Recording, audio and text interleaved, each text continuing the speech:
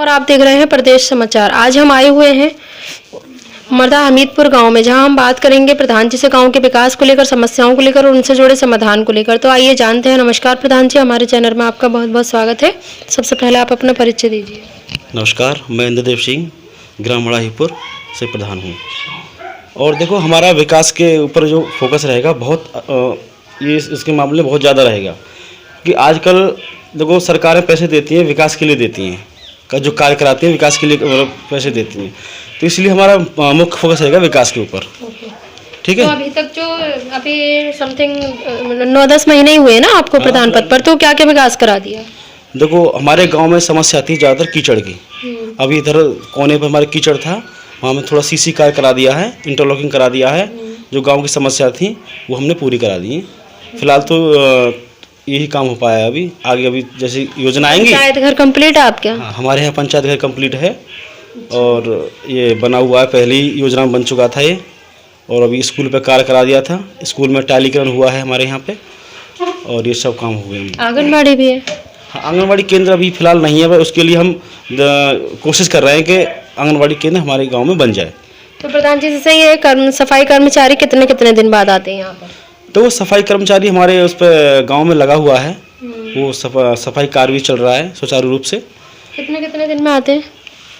ये तो मतलब हमारा इस पर एक तैनाती है गांव में, एक सफाई कर्मचारी की, वो अपना कार्य करता रहता है। एक ही गांव की पंचायत है आपकी या ज्यादा? हाँ, हमारे गांव में एक ही गांव की पंचायत है, लेकिन गांव दो है, लेकिन नाम एक ही है उसका।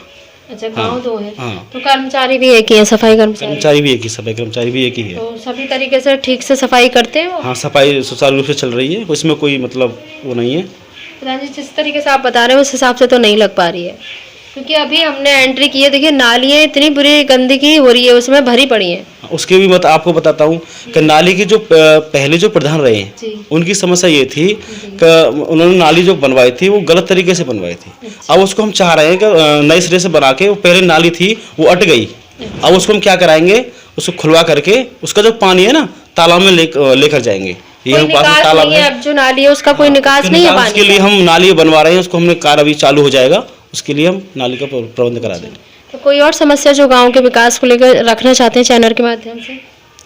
देखो, चैनल के माध्यम से बताना चाहते हैं आपको कि हमारा जो मुख्य लक्ष्य है गांव में विकास करना।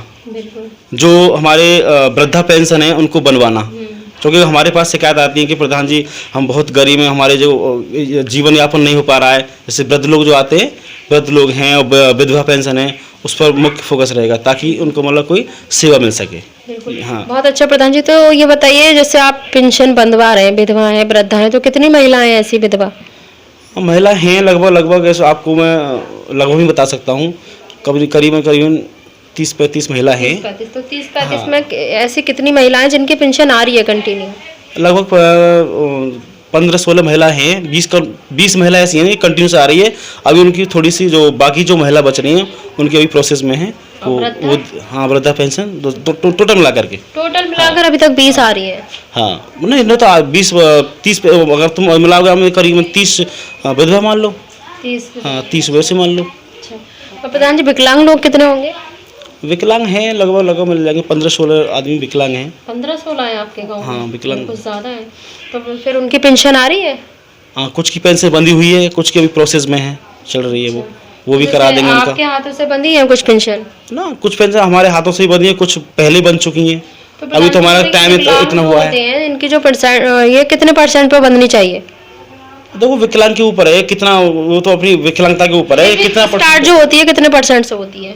लगभग देखो 40% 50% तो लगभग होना ही चाहिए। मतलब कुछ और कहना चाहेंगे? तो मैं तो यही कहना चाहूँगा, देखो जो भी प्रधान बने उसे गांव की तरफ ये देखना चाहिए, विकास करना चाहिए, लोगों की समस्या सुननी चाहिए। तो वो जनता चुनती है, किस लिए चुनती है कि गांव में कुछ विकास हो, कुछ गांव उसके तरक्की करे।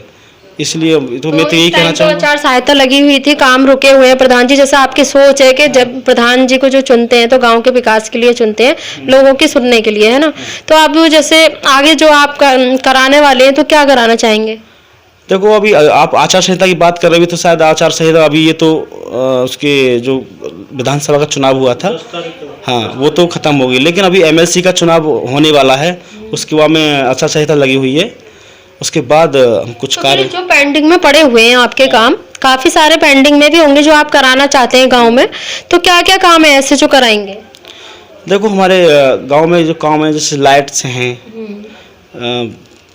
अंधेरे की समस्या है, नुक्कड़ पे कहीं जैसे अंधेरा हो जाता है, बहू बेटियों को रात में निकलने में दिक्कत होती है, वो लाइट्स लगवाएंगे। और जैसे कहीं कहीं ज़्यादा परेशानी आ रही है रास्ते की, रास्ते तो कार चली, उस रास्ते बनवाएंगे।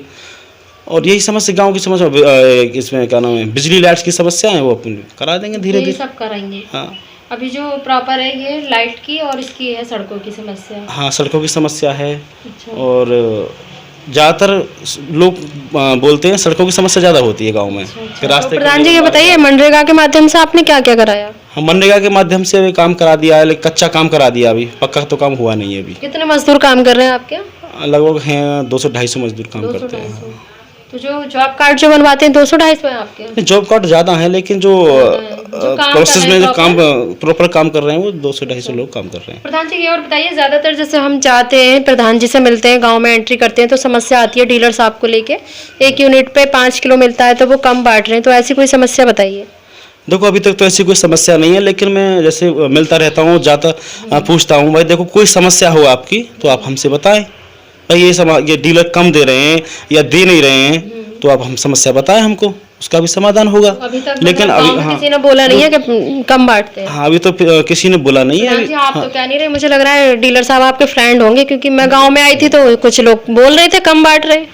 ये होता है, देखो अपवाद हर जगह मिल जाता है, ठीक है। अब अपवाद में तो जब एक कहेगा 10 नहीं कह रहे हैं तो उस पर तो नहीं होगा, लेकिन मैं जो आदमी है जो कहते हैं ना, वो उनकी भी समस्या हमारे पास आती है, फिर हमको उसका निवारण करते हैं। तो वो राइट बोल रहे हैं ना, है? जनता गलत थोड़ी ना बोलेगी। देखो नहीं बोलते, बहुत से ऐसे बोलते रहते, देखो सबके 100% तो नहीं होता, ठीक है, तो जो भी है हम सब बोलते हैं। देखो अच्छा तो कितना काट रहे हैं?